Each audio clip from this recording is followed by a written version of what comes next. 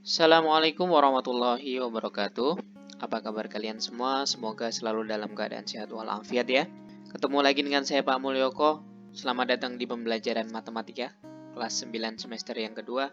Kali ini kita memasuki bab yang kelima, yaitu bangun ruang sisi lengkung. Pada video bagian yang pertama ini kita akan membahas tentang tabung ya. Oke. Tujuan pembelajaran kita pada video kali ini adalah yang pertama, memahami definisi dari tabung. Yang kedua adalah mengetahui unsur-unsur tabung, kemudian mengetahui jaring-jaring tabung. Yang keempat, menentukan luas permukaan tabung, dan yang terakhir adalah menentukan volume dari tabung. Oke, isi full semangat kalian, mari kita mulai. Pertama kita harus tahu dulu apa itu tabung. Belum kita memahami apa itu tabung, Bapak ingin kalian mengamati benda-benda yang akan Bapak tunjukkan ini. Yang pertama ada kaleng ya, kemudian ada pipa, dan juga ada lilin. Nah, kalau kalian perhatikan, bentuk dari ketiga benda ini mirip ya, dengan berbentuk lingkaran manjang ya. Nah, benda-benda inilah adalah benda-benda yang berbentuk tabung. Jadi, tabung itu apa? Tabung itu adalah bangun ruang sisi lengkung yang dibentuk oleh dua buah lingkaran identik yang sejajar dan sebuah persegi panjang yang mengelilingi kedua lingkaran tersebut. Kalau kalian perhatikan, ini sebuah kaleng ya. Kaleng itu kan atas dan bawahnya sama kan, berbentuk lingkaran. Kemudian ada sisi yang melengkungnya ya. Kalau kalian gambar pasti akan menjadi seperti ini, dengan lingkaran di atas, lingkaran di bawah, kemudian sisi melengkungnya. Nah, agar lebih jelas, Bapak geser ke sini ya. Nah, bentuknya akan seperti ini. Nah, inilah bentuk tabung kalau di gambar. Atas dan bawah ini akan berbentuk lingkaran. Atas dan bawahnya harus sama. Ini adalah dua lingkaran yang identik. Kalau nggak sama berarti belum bisa disebut dengan tabung ya. Definisi dari tabung itu dua lingkarannya atas dan bawah harus identik atau sama. Nah, itu nanti yang disebut dengan alas dan tutupnya. Kemudian bagian sisi tegaknya ini adalah sisi lengkungnya yang berbentuk persegi panjang. Itu definisi dari tabung. Bisa dipahami ya. Kita lanjutkan ke unsur-unsur dari tabung itu. Nah, tabung itu kan gambarnya seperti ini, yang ada dua lingkaran sebagai alas dan tutupnya. Kemudian sisi tegaknya berupa sisi melengkung. Oke, mari kita bahas satu persatu unsur-unsur dari tabung ini. Karena alas dan tutupnya berbentuk lingkaran, pasti ada yang namanya ini. Garis tengah dari lingkaran itu apa namanya? Itu adalah diameter atau disingkat nanti D ya. Kalau ada diameter pasti ada yang namanya jari-jari dong ya. Setengah dari diameter itu adalah jari-jari. Selanjutnya bagian samping ini dari ujung ke ujung, ini adalah nanti disebut dengan tinggi dari tabung itu. Tabung itu sendiri memiliki 3 sisi. Kalau kalian perhatikan, tabung ini memiliki 3 sisi. 2 sisi datar berbentuk lingkaran, yang dimaksud sisi datar berbentuk lingkaran itu tadi ya. Alas dan tutupnya adalah 2 buah lingkaran yang identik. Itu adalah sisi datarnya. Dan satu sisi lengkung. Sisi lengkung itu bagian sampingnya atau sisi tegaknya. Itu adalah berbentuk sisi lengkung. Kemudian unsur lain adalah mempunyai 2 rusuk lengkung berbentuk lingkaran. Jadi tabung itu hanya memiliki 2 rusuk, yaitu bagian atas ini lingkaran dan bawah juga lingkaran. Dia hanya memiliki 2 rusuk lengkung. Berbeda dengan bangun ruang sisi tegak. Kalau bangun ruang sisi tegak itu ada titik sudut, ada diagonal. Kalau dalam tabung, karena ini bangun ruang sisi lengkung, tidak ada titik sudutnya. Oke, tentang unsur-unsur tabung bisa dipahami ya. Kita lanjutkan ke jaring-jaring tabung sekarang. Kalian sebelumnya tentu sudah mengenal apa itu jaring-jaring ya. Oke, cara menentukan jaring-jaring tabung. Langkahnya adalah kalau kalian potong suatu tabung, mengikuti ya, rusuknya yang pertama rusuk atas, kemudian kita potong lurus ke bawah, selanjutnya rusuk lengkung yang bawah kita potong juga, maka akan menghasilkan sebuah bangun seperti ini. Pasti akan menghasilkan 2 lingkaran yang identik atas dan bawah, kemudian ada satu buah persegi panjang di tengahnya. Bisa dipahami kan dari bentuk seperti ini menjadi bentuk seperti ini. Inilah yang disebut dengan jaring-jaring tabung. Nah, jaring-jaring tabung itu sendiri terdiri dari 2 buah lingkaran, atas dan bawah ini ya. Ini sebagai alas dan tutup tadi, yang sama atau ekuivalen, dan satu buah persegi panjang. Ini persegi panjang dari sisi tegaknya. Jika dibuka menjadi sebuah persegi panjang. Jaring-jaring ini gunanya untuk apa sih? Jaring-jaring ini akan digunakan untuk menentukan luas permukaan tabung. Luas tabung ekuivalen dengan jumlah semua luas bangun penyusun dari jaring-jaring tabung. Jadi kalau kita mau menentukan luas permukaan tabung, kita tinggal hitung dari luas jaring-jaringnya ini. Berarti kita jumlah dong. Luas permukaan tabung itu adalah 2 kali luas lingkaran, karena lingkarannya ada 2, ditambah luas persegi panjang, yang bagian sisi tegaknya ini ya. Nanti akan kita kenal dengan selimutnya. Nah, tentu kalian masih ingat untuk menentukan luas lingkaran kita harus tahu R-nya ya, atau jari-jarinya. Jadi luas lingkaran masih ingat ya, adalah pi r kuadrat. Nah, ada 2 lingkaran berarti kali 2 kan. 2 pi r kuadrat ditambah luas persegi panjang. Masih ingat luas persegi panjang? Luas persegi panjang itu adalah panjang kali lebar. Panjang yang ini, lebarnya yang ini. 2 pi r kuadrat ditambah panjang dari persegi panjang, ini akan sama dengan keliling lingkaran ya. Karena kalau ini kita lingkarkan ke dalam lingkaran, ini akan menjadi satu lingkaran utuh ya. Masih ingat kan keliling lingkaran itu apa? Keliling lingkaran adalah 2 pi r. Kemudian lebar dari persegi panjang ini sama dengan tinggi dari tabung. Jadi panjang kali lebar, panjangnya adalah 2 pi r kali lebarnya tinggi. Jadi 2 pi r t. Itu luas dari persegi panjangnya. Kita sudah bisa menentukan luas permukaan tabung dari rumus ini. 2 pi r kuadrat ditambah 2 pi r t. Nah, agar lebih sederhana, ini sama-sama ada 2 pi r ya. Di sini ada 2 pi r, kemudian di sini juga ada 2 pi r, bisa kita keluarkan 2 pi r-nya. Kalau kita keluarkan 2 pi r-nya, maka yang di depan tinggal r, dan yang di belakang tinggal t. Berarti 2 pi r dalam kurung r tambah t. Ini adalah rumus untuk menentukan luas permukaan tabung. Sampai sini bisa dipahami ya. Rumus menentukan luas permukaan tabung adalah 2 pi r kali r ditambah t. Dengan keterangannya, LP itu adalah luas permukaan, nanti satuannya adalah cm pangkat 2 atau cm persegi, kemudian R-nya adalah jari-jari dari lingkaran, dan T adalah tinggi dari tabung itu. Kita lanjutkan, selain dari luas permukaan tabung, kalau luas permukaan berarti seluruhnya ya, nanti akan Bapak perkenalkan adalah luas permukaan tabung tanpa tutup. Kalau luas permukaan tabung berarti seluruh permukaan semuanya ya, artinya ada 2 lingkaran atas bawah, kemudian ada selimutnya. Nah, kalau tabungnya tanpa tutup, itu berarti lingkaran yang atas tidak ada ya. Berarti hanya satu lingkaran dan satu persegi panjang. Rumusnya jadi akan seperti apa?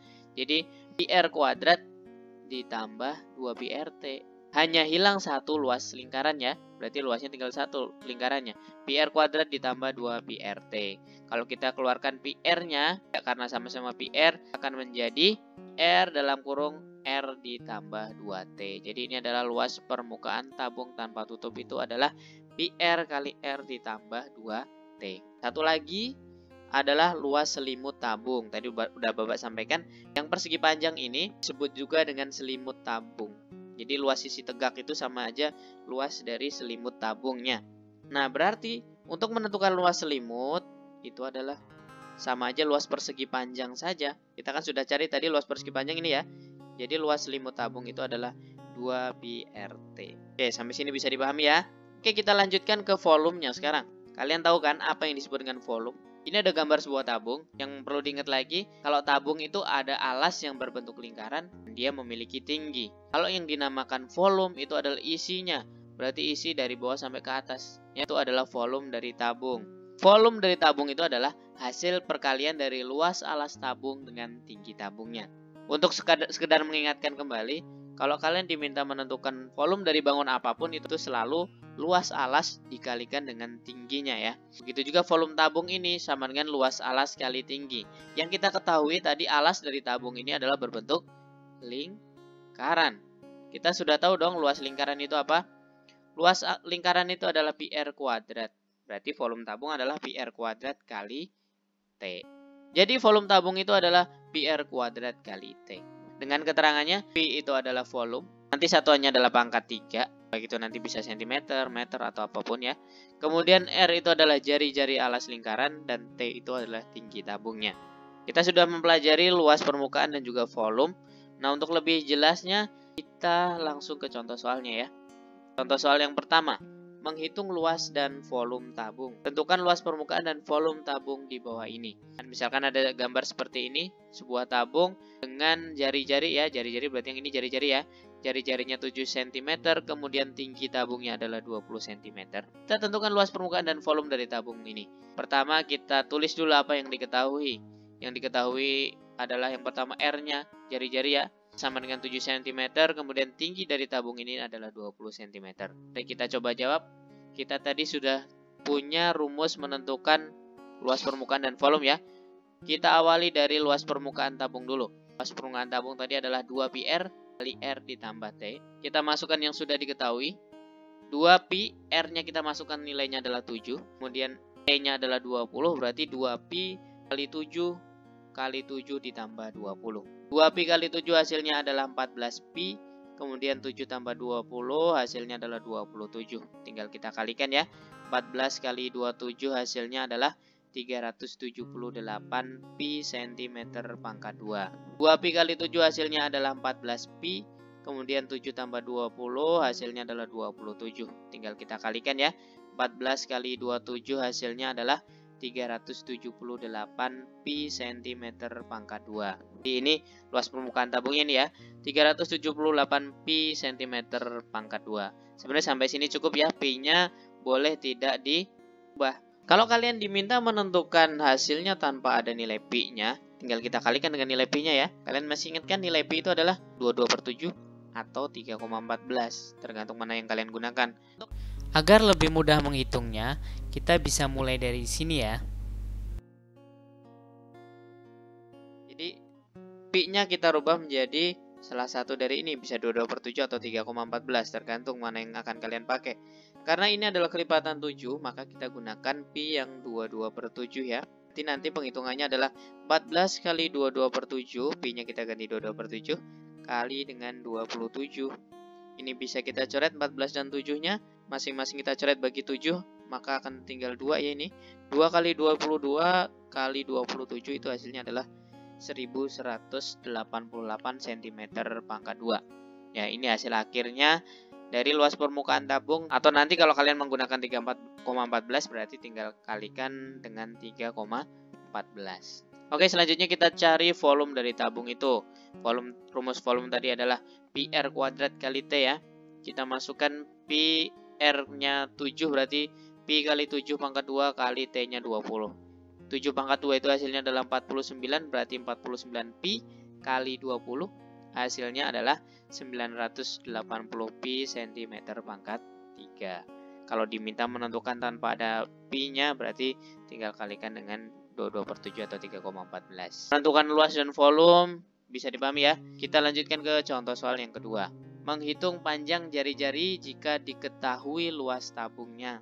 Tentukan panjang jari-jari tabung berikut. Ini sudah ada tabung dengan luasnya diketahui adalah 528 pi cm pangkat 2. Kemudian tinggi tabung itu adalah 13 cm. Walaupun ini sisinya miring ya, yang disebut dengan tinggi tabung berarti panjang dari sisi lengkungnya ini ya, itu adalah tinggi dari tabung.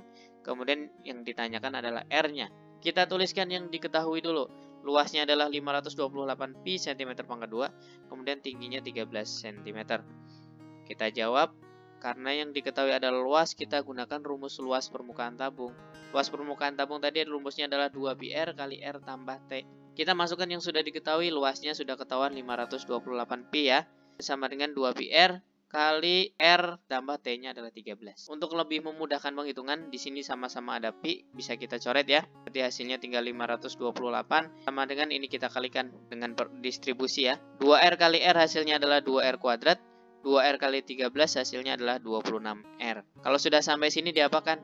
Kita kumpulkan menjadi satu ruas, maka akan menjadi 2R kuadrat ditambah 26R. 528 pindah ke kanan akan menjadi min 528 sama dengan 0. Sampai sini ini berubah menjadi bentuk persamaan kuadrat ya. Kalian pelajari di sini persamaan kuadrat yang sudah kita pelajari pada semester 1. Nah, agar lebih memudahkan karena di sini koefisiennya 2, kita bagi 2 terlebih dahulu. Maka hasilnya akan menjadi R kuadrat ditambah 13R dikurang 264 sama dengan 0 ya. Maka dengan cara memfaktorkan hasilnya akan menjadi R ditambah 24 dan R min 11 sama dengan 0. Kita tentukan nilai R-nya, berarti R tambah 24 sama dengan 0, berarti nilai R-nya adalah, kita pindah ruas jadi min 24. Satu lagi R min 11 sama dengan 0, berarti nilai R-nya adalah 11. Ada dua nilai R, tapi karena di sini jari-jari, maka yang memungkinkan adalah yang nilainya positif, yang negatif nggak mungkin ya, karena tidak ada jari-jari yang nilainya negatif. Jadi kesimpulannya panjang jari-jarinya, jari-jari tabung itu adalah 11 cm. Bisa mengikuti ya? Kita lanjutkan ke contoh soal yang ketiga. Menghitung tinggi tabung jika diketahui volume tabung. Tentukan tinggi tabung di bawah ini. Kita mencari T-nya. Kita tulis dulu yang diketahui. Volumenya adalah 600 pi cm pangkat 3. Kemudian diameternya sama dengan 20 cm. Karena rumus yang kita gunakan adalah menggunakan jari-jari, maka kita cari jari-jarinya dulu. Kalau diameternya 20, maka jari-jari adalah setengahnya ya, setengah dari diameter, hasilnya adalah 10 cm. Kita jawab, karena yang diketahui volume, kita gunakan rumus volume untuk menentukan tinggi tabung ini. Rumus volume tabung PR kuadrat kali T, kita masukkan yang sudah diketahui volume tabungnya adalah 600 pi.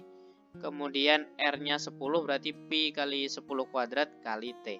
Di sini sama-sama ada pi-nya, bisa kita write seperti tadi ya. Hasilnya adalah 600 sama dengan 10 pangkat 2 itu adalah 100 kali T berarti 100 T. Menentukan nilai T-nya berarti dibagi ya, 600 dibagi 100. Jadi T-nya adalah 6 cm. Kesimpulannya jadi tinggi tabung itu adalah 6 cm. Jadi paham ya? Masih mudah kan?